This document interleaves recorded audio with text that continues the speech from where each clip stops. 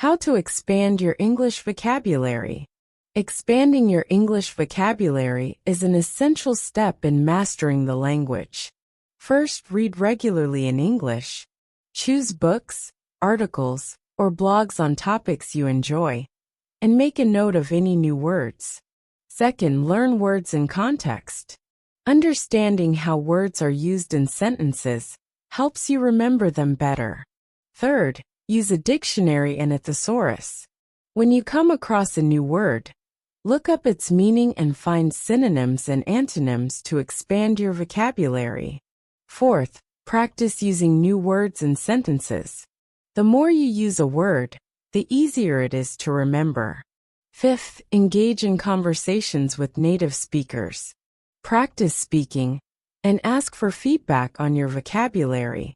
Finally, try learning a few new words every day. By consistently expanding your vocabulary, you will improve your English quickly